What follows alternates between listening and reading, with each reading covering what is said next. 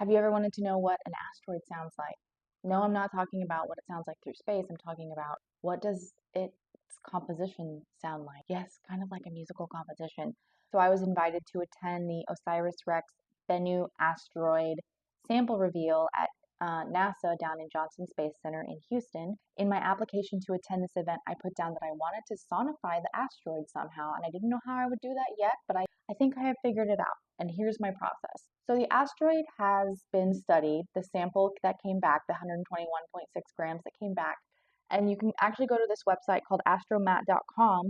Astromat is basically a database that NASA uses to archive sample materials, composition of things like asteroids or meteorites or other things retrieved from their missions, their planetary missions.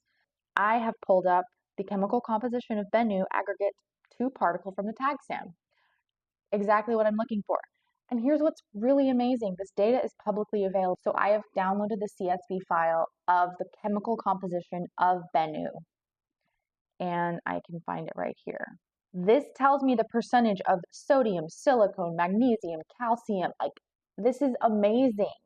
Absolutely amazing. So it tells you, one, it tells you the atomic structure, but then it's also got all of the molecules over here. And then I believe these are going to be amino acids.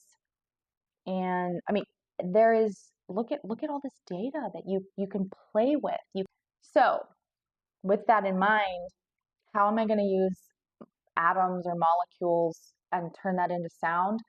So there's a process called spectrometry, which allows you to measure the electromagnetic radiation emission and absorption of different atoms, molecules, materials, that kind of thing. Everything has its own signature. For example, here is the atomic spectra of hydrogen. Because every element has its own signature, this is how scientists are able to figure out what stars are made up of. This is not the same as what was done to the Bennu asteroid to figure out what it was made up of. Mass spectrometry is different. That's a ratio, so I can't actually use mass spectrometry data. And because electromagnetic radiation is a wave, 410 nanometers is how, that's the wave that part of hydrogen is emitting. I can use that and turn that into sound. And that's really cool. And that's my thought process here.